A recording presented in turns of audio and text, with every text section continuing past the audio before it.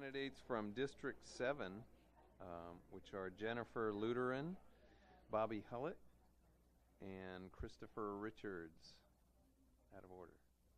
Okay. I'll have to take that into account. I would like Jennifer Luteran to start with a opening statement, 30 seconds. My name is Jennifer Luteran. I'm proud to be a conservative candidate for District 7. I'm running for three main reasons. Their names are Aaron, Molly, and Trent Luteran. I am also running to support the thousands of kids in our school system that are just like them. My campaign is about offering new solutions. For our school system to remain the top school system in the state, our school board has got to start thinking outside of the box. We've got to become true leaders and forward thinkers. Anyone can sit up here on this board and rubber stamp everything that comes across their desk. We have got to start bringing new solutions to the table. Our community, our teachers, our parents, and our students deserve that. All right, thank you very much. Bobby Hullett, opening statement. Great, thanks so much.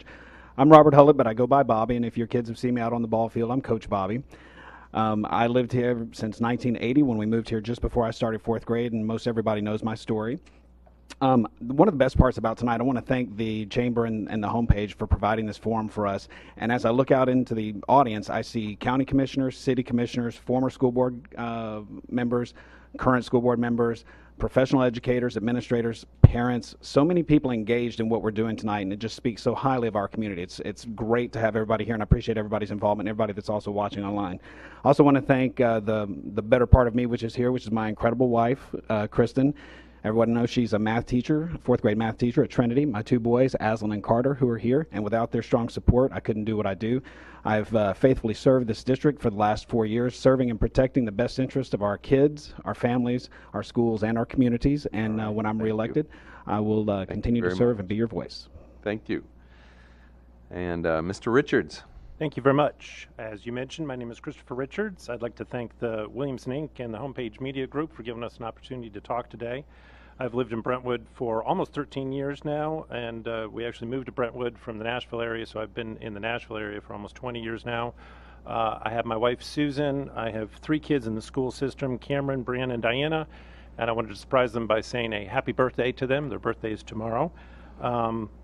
We've been very pleased with the Brentwood Middle School. My son is rising into the high school next year. I wanted to say a quick thank you to my commissioner in Brentwood, Ken Travis. He's been my inspiration to run for the school board. He was teaching me to try and fix what I thought was broken, the same way he ran for the commissioner seat in the city of Brentwood. All right, thank you very much. Let's start with Mr. Hullett. Many have observed that the greatest strength of Williamson County schools is the level of parental involvement. But is the school system doing enough for the children whose parents are less involved or uninvolved, the children usually who are at the bottom academically? We are, and we continue to work on that. We have great programs for all of our kids, from general education to special needs to the gifted education. We have RTI, which Gary had mentioned previously. We have a lot of programs before school, after school, and during school, which help that as well. But it really does come back to good education comes from not just the teachers and the instruction they receive, but it also comes at home. And so we are continuing to find ways to reach out. We live in a digital global society right now. We're working diligently to find different ways to reach out to parents to get them involved. All right, thank you. Ms. Luteran, do you know of any strategies to improve educational outcomes for children whose parents are less involved or uninvolved and are academically suffering for it?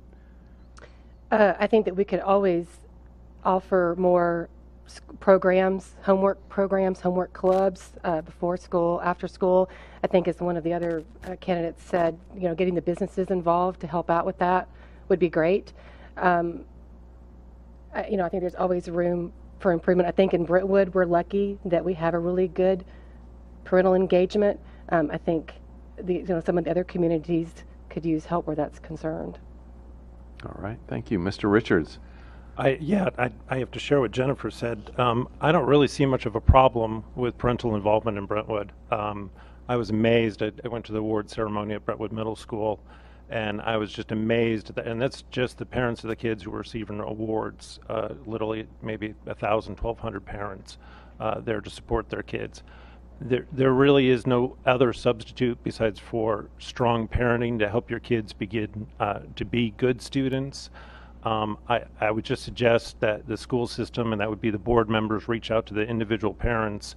I had been tossing around the idea in my head of sitting at a welcome desk if I were to become school board member at all the Brentwood area schools, and to try and reach out to those parents, because they would probably come up to me with complaints, and I would explain to them that, you know, probably the first thing that they needed to do was be more involved as a parent. All right. Thank you very much.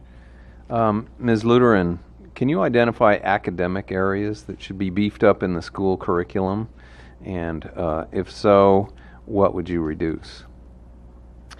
I would like to see more trades being offered at the high school level. I think that's something that's neglected. When I was growing up, we had, you know, the wood shop and the home ec. You know, I would like to see those being brought back. Not everyone is set out to go to on a college path, and so I think we have got to start addressing those students. I think we need to maybe, well, I think Gary was saying that free recess was going to be enhanced in the elementary school. I didn't know that. I think that's fantastic. I think, you know, kids in elementary school, probably in the middle school as well, need more recess time. I don't know what it's going to cut out to implement that. I think at the elementary school and the middle school, I think we're doing well on academics. All right. Mr. Richards. I'd have to agree with Jennifer that the one thing that I heard about was increasing the recess time in the elementary school level. We've been so pleased with the middle school level, but at the elementary school level, my kids struggled to be challenged. And I know in 3rd and 4th grade, they had parents coming in to help teach the kids who are more advanced in math and science. They seemed to, towards the later years that we were at Lipscomb, they pulled away from that. I'm not sure why. But that is something that I would like to see more of. All right. Mr. Hullett. Yes, sir. The great thing is we're already doing it with CTE, with career and technical education. We have mechatronics at Fairview, and we also have the Service King partnership at Franklin High School. We're doing that right now, and as a former CTE teacher, professional educator, that's really important, because you see kids, you know, who may not, when they get out, they may want to go into the military, they may want to go into the trades, they may want to go into the workforce, and it's important that we serve all of our kids. The one important thing that we have to mention that hasn't been mentioned yet tonight is that the offerings cannot be a mile wide and an inch deep. And what that's directly tied to is school size, which as a board we're discussing right now. We don't want to create a 3,000 or 4,000 person or student high school so that we can offer a plethora of different activities and classes and things like that to serve everyone. So we have to make sure that we don't dilute the community atmosphere and the community focus of our schools just to offer specialty courses or additional courses. What we have right now is great. We are adding as we're going with, as interest arises and as we can feasibly do it, but we want to make sure we don't spread ourselves too thin. Yes. Can I comment on that? I know Mr. Hullett is not a fan of larger school sizes. I'd like to say that I am a fan of those larger school sizes if that prevents school families from being rezoned. And I think the new campus that they're looking at in Brentwood, I think they're looking at making it, what was it, the larger size, 2,300? 2,400. I think that's a great idea. If that prevents kids from being rezoned, that creates a sense of community right there. All right. Well, let me ask all of you, starting with you, that what is the ideal size of a high school in your opinion? I think that's really hard to say. I don't think there is an ideal size. I honestly do think the size schools that we're looking at are getting kind of large, and it's intimidating. I can understand why that would intimidate Mr. Hullett. I do understand that the other choice is to rezone kids, and I don't find that acceptable. Try and cut that down as much as possible. These kids like going to school with their friends. They don't want to be rezoned. I think 2,400 is getting towards the top end of what's okay. What I was looking at, what they were doing at the new Brentwood campus, the Brentwood Middle School and the Brentwood High School, was creating more of kind of like a college type atmosphere, where it was almost, just a college campus. I think the kids would really like that, and it gives them more space to spread out. So, when you hear 2,400 kids, it's rather intimidating, but when you see the size of these buildings and the size of the campus, they'd be spread out quite a lot. All right, Mr. Hullett, what do you think is the ideal size Thank you. I appreciate the or semantics. range? I appreciate the semantics, but it takes more than words to intimidate me. So, with school size, that's what we're looking at now. It's not a one size fits all, but we do need to have limits. You don't have the same size of school at Page or Fairview that you have at Brentwood or Independence or Ravenwood, and so it's not a one size fits all. I like the policy that we have in place. I'm on record as stating that because I do believe that it does create a sense of community. I believe that kids need social graces that they learn by being in split feeders. I don't think if you want to go to kindergarten through 12th grade with the same people, you need to go to a private school, because if it works out that way and you have a clean feeder system, that's great. But I went to a different elementary school every year of my life until 4th grade. Then when I went to Northside, which became Brentwood Middle, half the kids went to Franklin High School, half the kids went to Brentwood High School. We stayed in touch, and I mean, now in a digital society, kids stay in touch, I mean, literally by the second. So it's not so much that they need to be, with their buddies all the time or they're just going to crumble as kids. It teaches them social skills and it makes them stronger, gives them a backbone. Okay, Ms. Luteran, how do you feel about school sizes, and do you have a range in mind that would work well? Well, first of all, I'm going to disagree with Mr. Hullett. I think to say that our kids are resilient and they're going to be fine every time they're moved every few years is a complete disservice to the parents of this community. My kids have been rezoned. It affected my life. It affected my kids' life. It did not go unnoticed in my family. Did my kids get over it? Yes. Were they better for it? No, they weren't. So to say that kids are fine and if they don't want to be rezoned, they should go to a private school is insulting to me, and I'm sure others. 4 years from now, based on our own school data, 81% of our schools are going to be 90% at 90% capacity or over. We have a huge problem. Rezoning is not going to fix it. We can't rezone that many kids to other schools. We don't have the schools. We have kicked the can down the road, and now we have a huge problem. The taxpayers have a huge problem. The school has a huge problem. Enlarging the size of the schools is not the problem. That's not the solution. Building different type schools in a different manner is the solution. All right, Mr. Hullett, you have a rebuttal? It's very important that we stay on task, as we say in school, and I never once mentioned the word rezoning that suddenly got the applause in the audience. I'm talking about feeder patterns and the paths that they take. I'm not talking about rezoning. All right. Well, excuse me, let me just interrupt. He did say that if you want to stay in a consistent feeder pattern your whole 12 years, then go to private school. Sure. And we don't have consistent feeder patterns in this school, so we are going to be rezoned. It's not rezoning. Oh, That's okay. correct. All right. Okay, thank you. Ms. Luteran, what first motivated you to run for school board, and how did you prepare for the role? What first motivated me to run for school board is my now 4th grader was voted in kindergarten and 1st grade to be most likely to become a teacher. My child would come home from school, she would line her baby dolls up and all of her teddy bears up, and she had a whiteboard, and she would teach whatever she learned that day to her baby dolls. She taught them the math, the reading. This child loved school. Now this child that's in 4th grade was homesick 2 days, the week of Tennessee Ready, because she was so upset about having to take these standardized tests. She is not alone. She is not in the minority. She is not an anxious child. We have robbed her of the love of school, and it breaks my heart. That's why I'm running. I want to get a handle on the testing. I want to put the love of school back in these children's lives, in their hearts. I want to get the businesses more involved. I have been involved in schools for years. I'm a parent. I've got 6 years under my belt of Williamson County schools. I'm as active as you can be in the PTO of the schools, always have been. I know everything that's going on with our schools.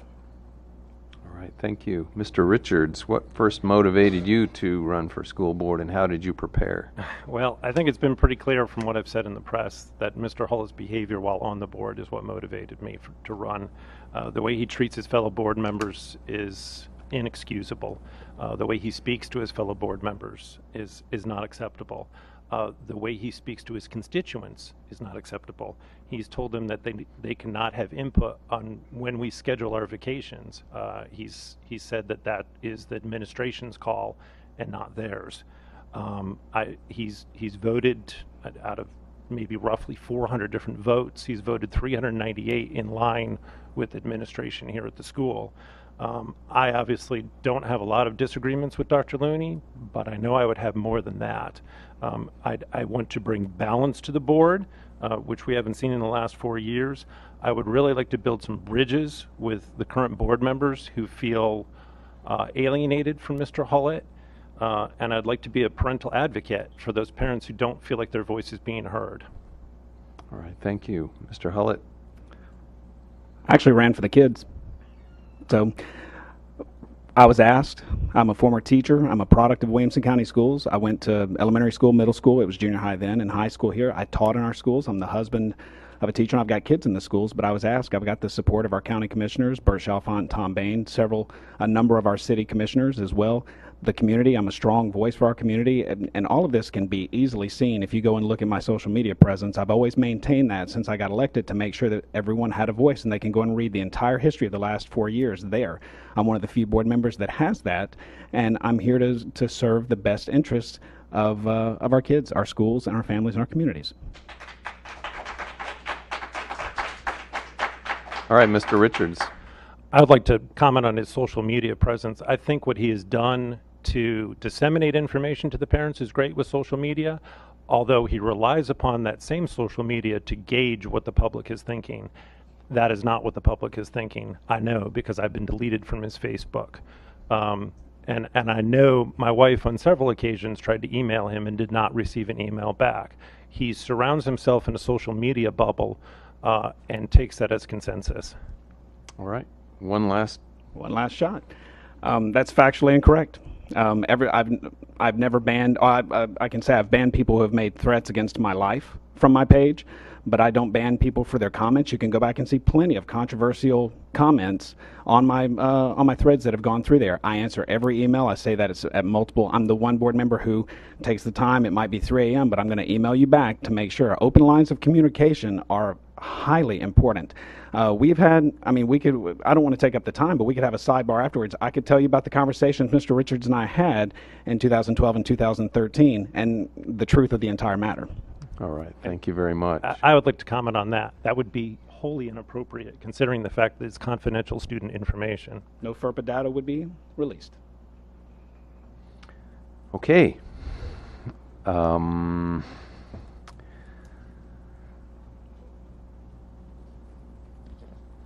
This is a submitted question, and I think it's appropriate at this time for you, Mr. Hullett. Excellent. Conflict isn't always a bad thing. Silence equals consent. How would you work as a board member to make sure once a decision has been made after conflict that there is a positive move to go forward? I'll give you the example of 2013 when we had a spot rezoning in Brentwood, and we moved roughly about 100 kids from Lipscomb to Walnut Grove. And this also goes to the question that's been asked previously about your beliefs, the community's beliefs, or your district's beliefs, and the majority as a whole. I provided a solution for the rezoning, and when I asked Dr. Looney, I said, would my solution work? And it did not involve taking the kids from the schools that are in the Brentwood community. And I said, would this work? And he said, yes. And I said, well, then I can't support your recommendation.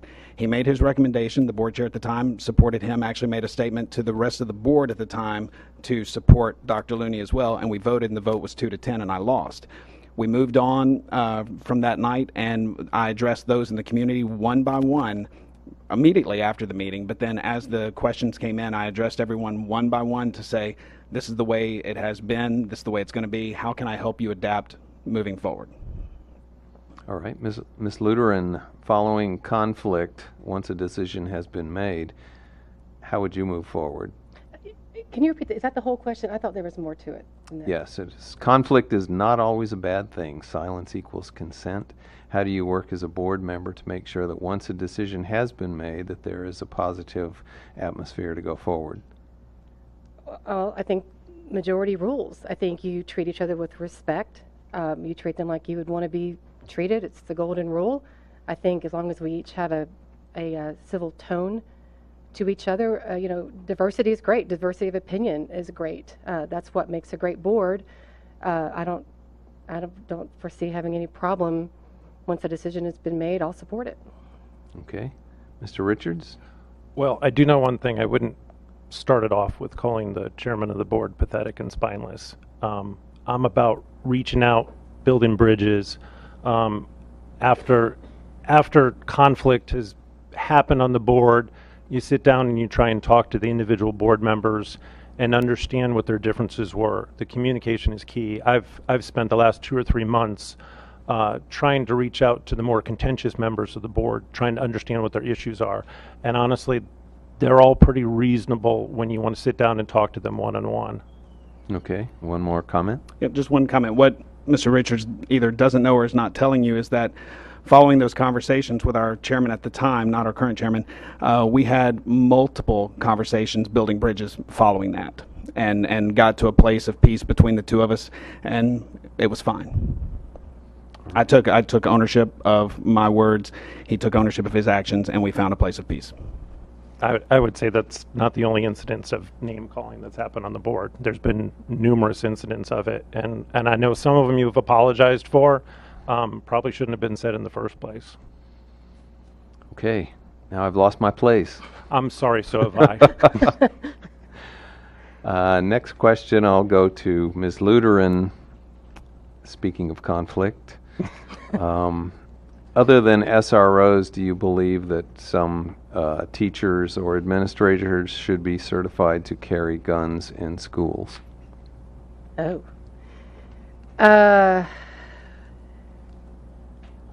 Well, I guess the safety of our kids is paramount. So, gosh, I would have to take that on a case-by-case basis. I'm assuming that if some of the teachers are certified in the use of guns and gun safety, maybe, military or police experience, maybe I would be okay on that. I would have to really look at data on that. I don't know. I mean, I feel like the schools that my kids go to are safe with the police officer sitting right there by the lobby. If my constituents don't feel that way, then I guess we'll have to explore that. All right. Thank you. Mr. Richards? Yeah, I heard you ask that question earlier on in the evening, and it gave me the advantage of some thought. I realized when the Connecticut shooting happened, I was in Lipscomb, and at the time they did not have a safety resource officer.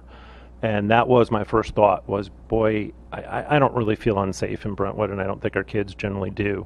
But it just takes one incident. And I realized that I thought it would be nice to at least have a safety resource officer in all the schools. And Dr. Looney immediately, well, I don't think it was immediately, but within a couple of months, had safety resources officers in all the schools. I personally feel like right now that's adequate. I feel safe with that. I don't feel like there's any of a larger gun presence that we need. I feel a little bit nervous having any more guns than we need in the schools. It's one thing when you've got responsible people having them. It's another thing when somebody sets one down and forgets, which the chance for error happens exponentially as more guns are introduced into any one school. All right. Mr. Hollett? The answer is no. I'm a gun owner. I'm a lifetime carry permit holder. I'm also a lifetime member of the NRA. And the answer is no, because the argument that's being made that propagates this question is that they're going to look when an assailant comes into the school, the first person, the quote that's used is the first person they're going to look for is the SRO. It's not like our SROs stand in the front lobby with their back to the door and a target on them, just waiting for someone to walk in. When they come, if an assailant comes in, they're going to find a way in, and our SROs are there. And it was also said, I believe Ann said it earlier, that you have to be really, really cognizant of what you're talking about and how you approach it when you're talking about introducing guns into an environment where lots of children are, and what could go wrong. Just think, you have one teacher that or three teachers or someone who are armed and they're in there, they fire off a shot and they miss and it hits a kid. Why why put yourself in that situation? We have highly trained SROs. Our schools are safe, and it's not just the SROs, because everyone thinks about, do we need to put guns in the teachers and put them everywhere else? No, we have lots of different measures in the schools. We have locking mechanisms on the doors. You have to buzz in, you have to be seen, you have to be let in. You just don't walk in the back door and walk down a hallway. We have security cameras everywhere. We have lots of safety measures that keep our schools safe, and we have a great director of security, Mike Fletcher, who takes care of all of this, stays well up to date on everything, and keeps all of our staff well informed and well trained. All right. Well, thank you for a very stimulating District 7 discussion. Bobby Hullett, Jennifer Luteran, and Christopher Richards, District 7. Thank you very much. Do we get any closing comments? Pardon me? Do we get any closing comments? No time? Anybody want to make a closing comment? Goodbye and thank you. All right. Thank you very much. Take 5.